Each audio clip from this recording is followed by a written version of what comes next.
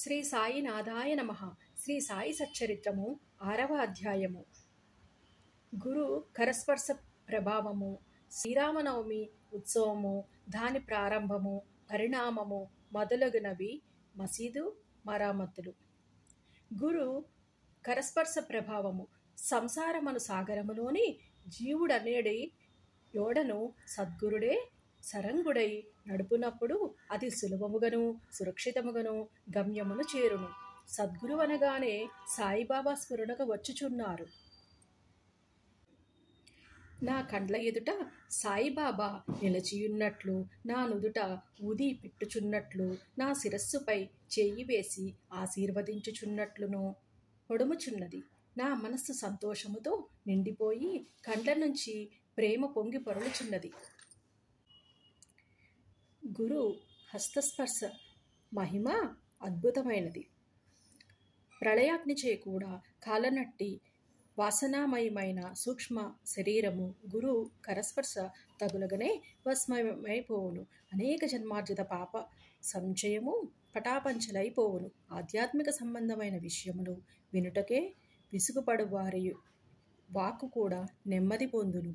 శ్రీ సాయి సుందర రూపము కాంచటతోడనే కంఠము ఆనందాతిరేకముతోని గద్గదమగును.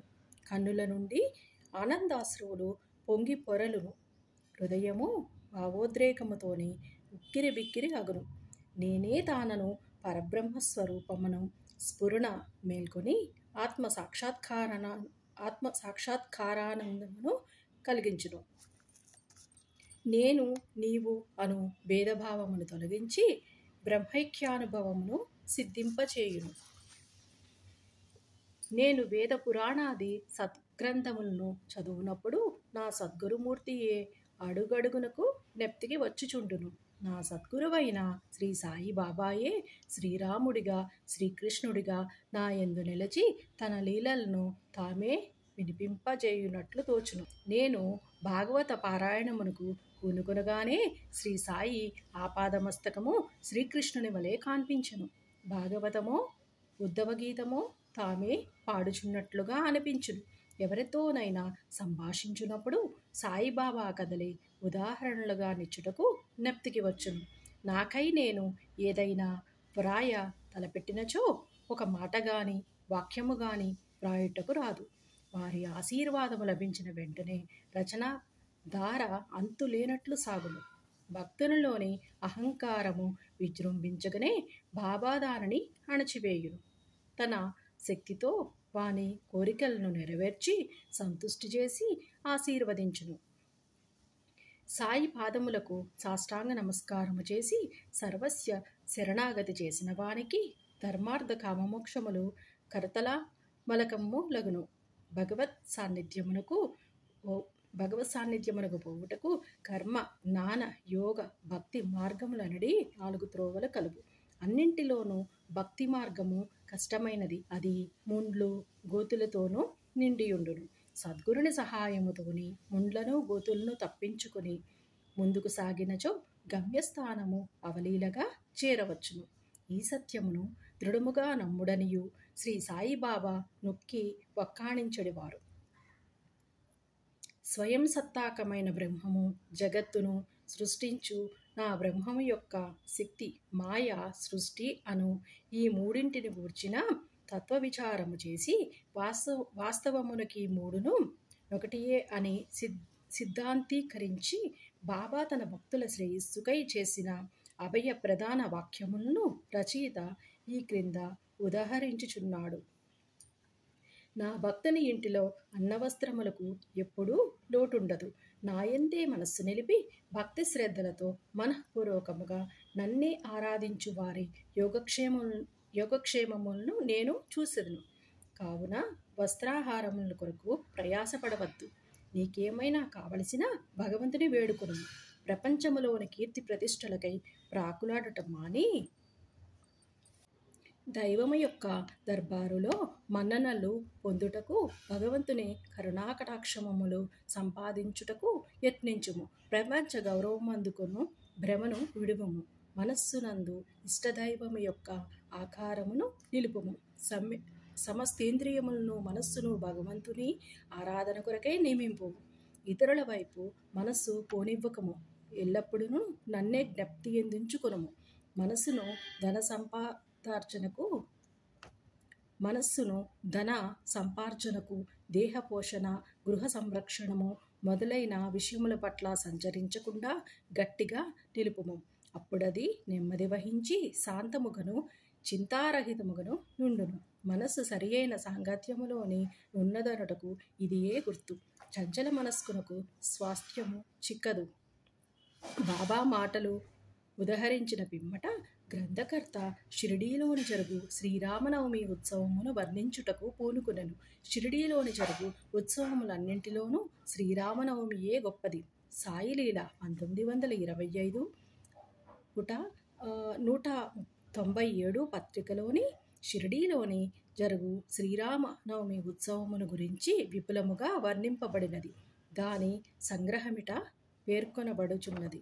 కొప్పర్గాంలోని Gopalarao గుండ్ అనునతడు police circle ఇన్స్పెక్టర్గా ఉండెను. అతడు బాబాకు గొప్ప భక్తుడు. అతనికి 3 భార్యలున్నప్పటికీ సంతానము కలుగలేదు. శ్రీ సాయి ఆశీర్వాదముచే అతనికి ఒక కొడుకు పుట్టెను. ఆ ఆనంద సమయంలోని అతనికి షిరిడీలోని ఉరుసు ఉత్సవం నిర్వహించవలెనని ఆలోచన కలిగినది. తన ఆలోచనను తాత్యాకోతే పాటీలు, దాదాకోతే పాటీలు, మాధవరావు దేశపాండే తదితర తక్కిన సాయి భక్తులు ముందుంచెను. వారంతా దీనికి ఆమోదించిరి. బాబా ఆశీర్వాదమును అనుమతిని పొందిరి. ఇది 1897లోని జరిగెను. ఉరుసు ఉత్సవం జరుపుకోవడానికి జిల్లా కలెక్టర్ అనుమతికై దరఖాస్తు పెట్టిరి. గ్రామ కులకర్ణీకరణము దానిపై ఏదో వ్యతిరేకముగా చెప్పినందున అనుమతి రాలేదు. ఉరుసు ఉత్సవం అంటే సమాధి చెందిన మహమ్మదీయ మహాత్ముల దర్గాల సమాధుల వద్ద ఏటేటా భక్తులు జరుపుకొను ఆరాధనోత్సవం. కానీ బాబా ఆశీర్వదించి ఉండుటచే మరల ప్రయత్నించగ వెంటనే అనుమతి వచ్చెను. బాబా సలహాను అనుసరించి ఉరుసు ఉత్సవమును శ్రీరామనవమి నాడు చేయుటకు నిశ్చయించిరి. ఈ ఉరుసు ఉత్సవమును శ్రీరామనవమి నాడు జరుపుకొనుటలో హిందూ మహమ్మదీయుల సమైక్యతాభావము బాబా ఉద్దేశము కాబోలు. భవిష్యత్ సంఘటనలను బట్టి చూడగా బాబా సంకల్పము నెరవేరినట్లు స్పష్టమగును. ఉత్సవము జరుపుటకు అనుమతైతే వచ్చను గాని ఇతర అవాంతరములు కొన్ని తలెత్తినవి. చిన్న గ్రామమైన షిరిడీలోని నీటి ఎద్దడి అధికముగా నుండెను. గ్రామమంతటికి 2 నూతులుండెడివి. ఒకటి ఎండాకాలంలో ఎండిపోయి ఉండెను. రెండవ దానిలో నీళ్లు ఉప్పువనియు. ఈ సమస్యను బాబాకు నివేదించగా బాబా ఆ ఉప్పు నీటి బావిలోని పువ్వులు వేసెను. ఆశ్చర్యకరముగా ఆ ఉప్పు నీరు మంచినీళ్లుగా మారిపోయినవి. ఆ నీరు కూడా చాలకపోవటచే తాత్యాపాటీలు దూరము నుంచి మోటల ద్వారా నీరు తెప్పించను. తాత్కాలికముగా అంగళ్ళు వెలిసినవి. కుస్తీ పోటీల కొరకు ఏర్పాట్లు చేయబడినవి. గోపాలరావు గుండెనకు ఒక మిత్రుడు గలడు. వాని పేరు దాము అన్నా కాసార్. అతనిది అహ్మద్ నగరు. అతనికి 2 భార్యలున్నప్పటికీ సంతానము లేకుండెను. అతనికి కూడా బాబా ఆశీర్వాదముచే పుత్ర సంతానము కలిగెను. ఉత్సవము కొరకు ఒక జెండా తయారు చేయించవలెననియు గోపాలరావు అతనికి పురమాయించెను. అటులనే నానాసాహెబ్ నిమోన్కర్కు ఒక నగిషీ జెండా తెమ్మని కోరెను. ఈ 2 జెండాలను ఉత్సవముతోనే తీసుకొని పోయి మసీదు 2 మూలల యందును నిలబెట్టిరి. ఈ పద్ధతిని ఇప్పటికిని అవలంబించుచున్నారు. బాబా తాము నివసించిన ఈ మసీదును ద్వారకామాయి అని పిలిచెడువారు. చందనోత్సవము సుమారు 5 ఏళ్ల తరువాత ఈ ఉత్సవముతో పాటు ఇంకొక ఉత్సవం కూడా ప్రారంభమయ్యెను. కొరాంలా గ్రామమునకు చెందిన అమీర్ శక్కర్ దలాల్ అను మహమ్మదీయ భక్తుడు చందన ఉత్సవమును ప్రారంభించెను. ఈ ఉత్సవము గొప్ప మహమ్మదీయ ఫకీరుల గౌరవార్థము చేయుదురు. వెడల్పు పళ్ళెములోని చందనమును ముద్ద ఉంచి తలపై పెట్టుకుని సాంబ్రాణి ధూపములతోని బాజా భజంత్రీలతోని ఉత్సవము సాగించెదరు. ఉత్సవం ఊరేగిన పిమ్మట మసీదునకు వచ్చి మసీదు గూటి నింబారులోనూ గోడలపైనను ఆ చందనమును చేతితో అందరూ తట్టెదరు. మొదటి 3 సంవత్సరములు ఈ ఉత్సవమును అమీర్ శక్కరు నిర్వహించెను. పిమ్మట అతని భార్య ఆ సేవను కొనసాగించెను. ఒకే దినమందు పగలు హిందువులచే జెండా ఉత్సవము, రాత్రులయందు మహమ్మదీయులచే చందనోత్సవము ఏ అరమరికలు లేక జరుగుచున్నవి. ఏర్పాట్లు. షిరిడీలోని జరుగు శ్రీరామనవమి ఉత్సవము బాబా భక్తులకు ముఖ్యమైనది, పవిత్రమైనది. భక్తులందరూ వచ్చి ఈ ఉత్సవములోను పాల్గొనుచుండిరి.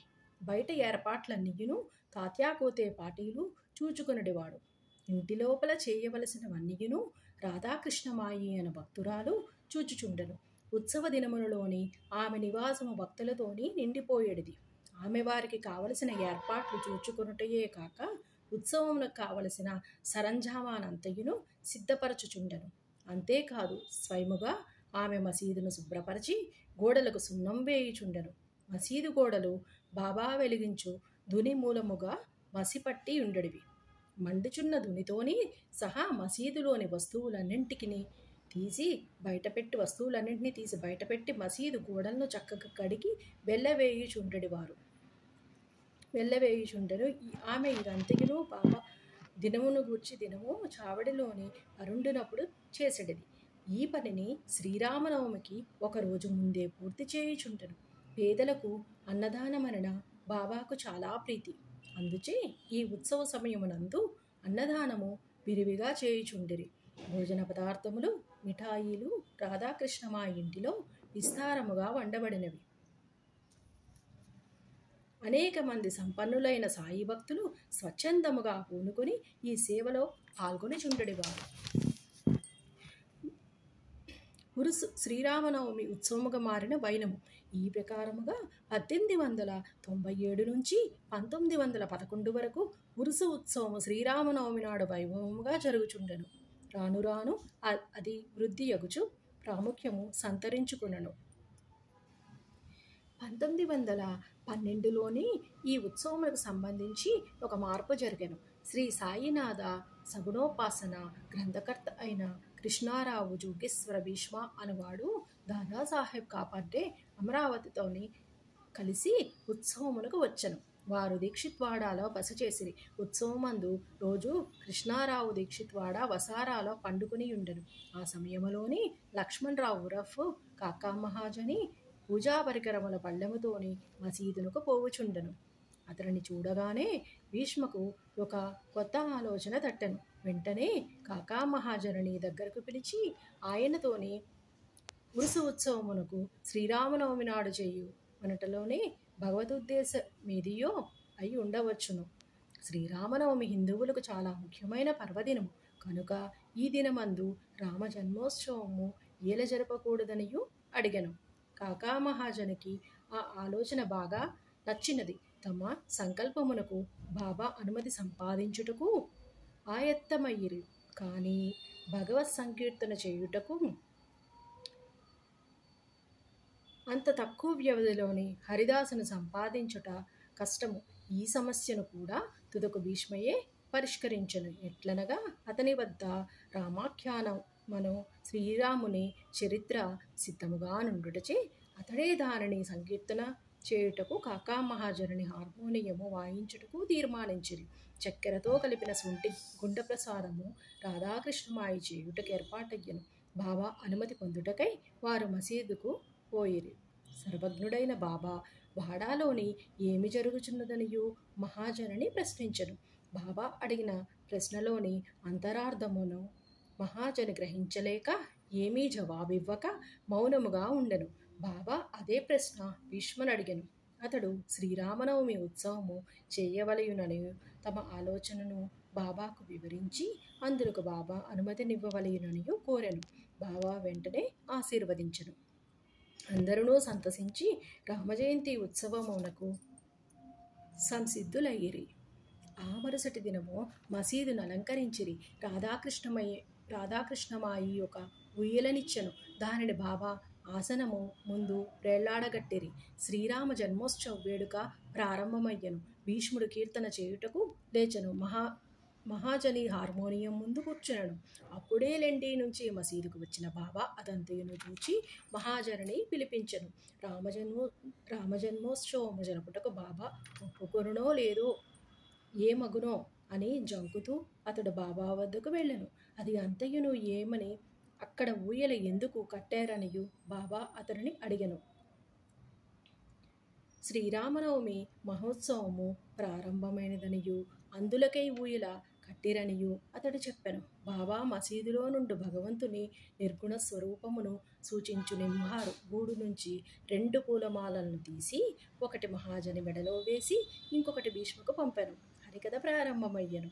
రామకథ సంకీర్తనము ముగియగానే బాజా భజంత్రి ధ్వనుల మధ్య శ్రీరామచంద్రమూర్తికి జై అను జై జయ ధ్వానములు చేయుచు పరమోత్సాహముతోని అందరూ ఒకరిపై ఒకరు గులాల్ ఎర్ర రంగు పొడి చల్లుకొనిరి. అంతలోనే ఒక గర్జన వినబడను. భక్తులు చల్లుకొనిచుండిన గులాల్లో ఎటులను పోయి బాబా కంటిలో పడెను. బాబా కోపముతోని బిగ్గరగా తిట్టుట ప్రారంభించరు. ఇది చూచి చాలామంది భయముతో పారిపోయిరి. కానీ బాబా యొక్క సన్నిహిత భక్తులు మాత్రము అవన్నీయును తిట్ల రూపముగా బాబా తమకిచ్చిన ఆశీర్వాదములనియు గ్రహించి కదలక అక్కడనే ఉండిరి. శ్రీరామ జయంతి నాడు రావణుడనే అహంకారాది అరిషడ్వర్గములను సంహరించుటకు శ్రీ సాయి రూపములోని ఉన్న శ్రీరాముడు ఆగ్రహించుట సహజమే కదా అని భావించిరి. షిరిడీలోని ఏదైనా కొత్తది ప్రారంభించినప్పుడల్లా బాబా కోపించుట ఒక రివాజు. దీనిని తెలిసిన వారు గమ్మున ఊరకుండిరి. తన ఊయలను బాబా విరుచునను భయముతోని రాధాకృష్ణమాయి మహాజనిని పిలిచి ఊయలను తీసుకొని రమ్మనను. మహాజని పోయి దానిని విప్పుచుండగా బాబా అతడు వద్దకు పోయి ఊయలను తీయవలదనియో చెప్పెను. కొంతసేపటికి బాబా శాంతించెను. ఆనాటి మహాపూజ హారతి మొదలైనవి ముగిసెను. సాయంకాలం మహాజని పోయి ఊయలను విప్పుచుండగా ఇంకనూ దాని అవసరమున్నదనియు కనుక దానిని విప్పవద్దనియు బాబా అతనిని వారించును. రామనవమి మరుసటి దినమున జరుపు గోపాలోత్సవముతో గాని ఉత్సవం పూర్తి కాదనియు విషయం అప్పుడు భక్తులకు స్ఫురించెను. మరునాడు శ్రీకృష్ణ జననము నాడు పాటించు కాలాహండి అను ఉత్సవము జరిపిరి. కాలాహండి అనగా నల్లని కుండలోని అటుకులు, పెరుగు, ఉప్పు, కారము కలిపి వ్రేళ్లాడగట్టెదరు. హరికథ సమాప్తమైన పిమ్మట దీనిని కట్టెతోని పగలగొట్టెదరు. రాలిపడిన అటుకులను భక్తులకు ప్రసాదముగా పంచిపెట్టెదరు. శ్రీకృష్ణ పరమాత్ముడు ఈ మాదిరిగానే తన స్నేహితులకు గొల్ల పిల్లవాండ్రతోని పంచి పెట్టుచుండెను. ఆ మరుసటి దినము ఇవన్నీయును పూర్తయిన పిమ్మట ఊయలను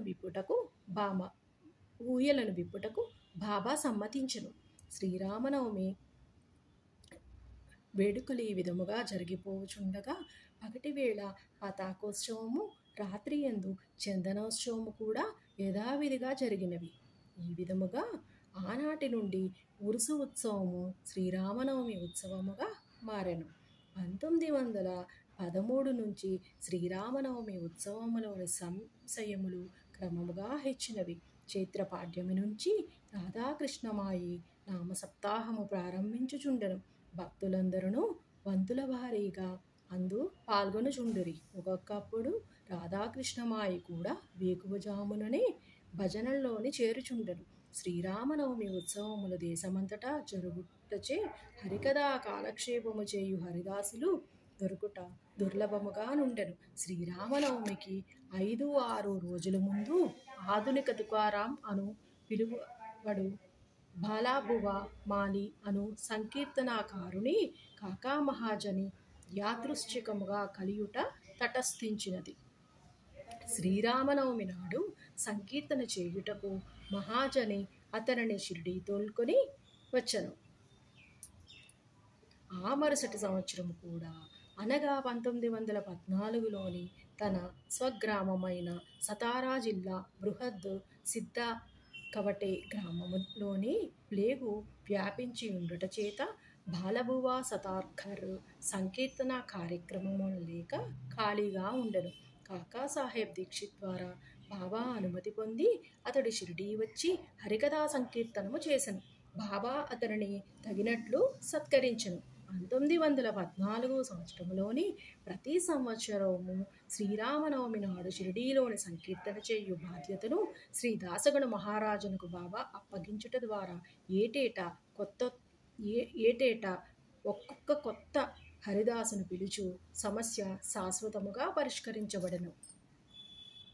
1912 నుంచి ఈ ఉత్సవము రాను రాను వృద్ధి పొందుచుండెను.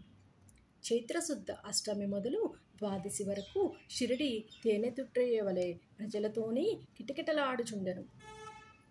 అంగళ్ళ సంఖ్య పెరిగిపోయెను. కుస్తీ పోటీలలోని అనేక మంది ప్రముఖ మల్లులు పాల్గొనుచుండిరి. పేదలకు అన్న సంతర్పణ విరివిగా జరుగుచుండెను. రాధాకృష్ణమాయి కృషిచే షిరిడి ఒక సంస్థానముగా రూపొందెను. వివిధములైన హంగులు అలంకారములు పెరిగినవి. అలంకరించబడిన గుర్రము, పల్లకి, రథము, పాత్రలు, వెండి సామానులు, బాల్చీలు, వంట పాత్రలు, పటములు, నిలువుటద్దములు మొదలైనవి బహుకరింపబడెను. ఉత్సవమునకు ఏనుగులు కూడా వచ్చెను. ఇవన్నీయును ఎంత హెచ్చినప్పటికీ సాయిబాబా వీరిని మాత్రము లక్ష్య పెట్టక యథాపూర్వము నిరాడంబరులై ఉండడివారు.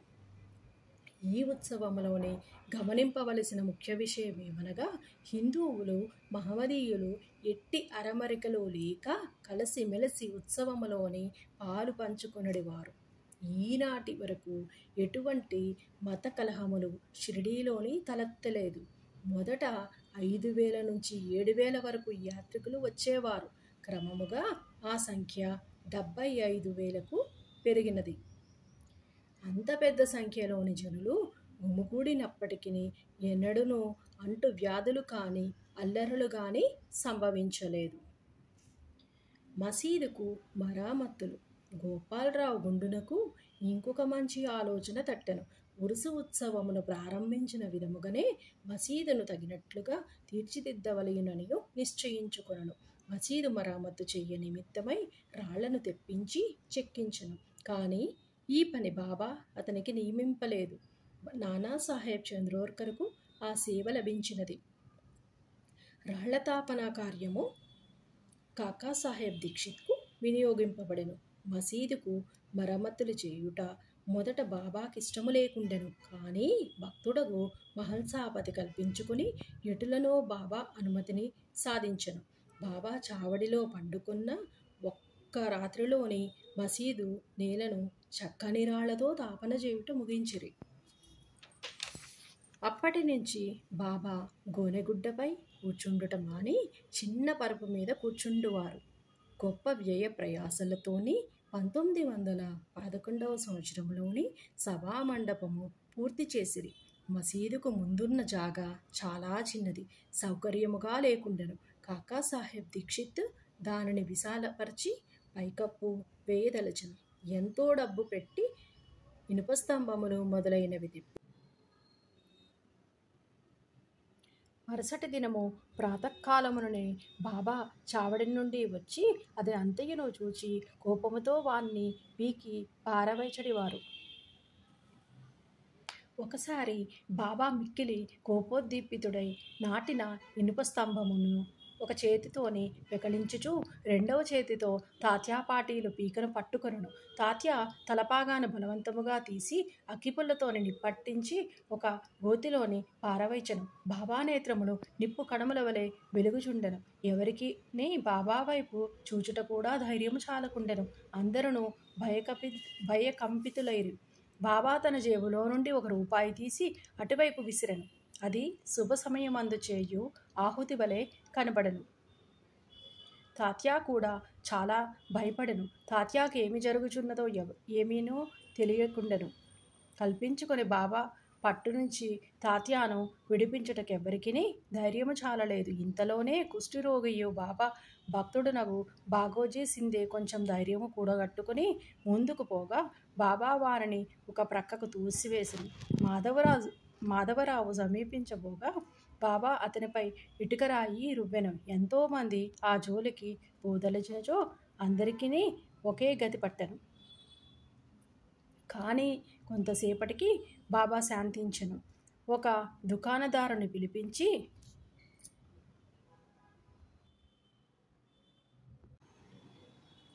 వాని వద్ద నుంచి ఒక నగిషి జరిపాగా అనుకుని తాత్యాను ప్రత్యేకముగా సత్కరించుటకాయన్నట్లు దానిని స్వయముగా తాత్యా తలకు చుట్టెను. బాబా యొక్క ఈ వింత చర్యను చూచిన వారెల్లరూ ఆశ్చర్య నిమగ్నులైరి. అంత త్వరలో బాబాకెట్లు కోపం వచ్చెను, ఎందుచేతని ఈ విధముగా తాత్యాను శిక్షించెను, వారి కోపము తక్షణమే ఎట్లు చల్లబడెను అని అందరూ ఆలోచించుచుండిరి.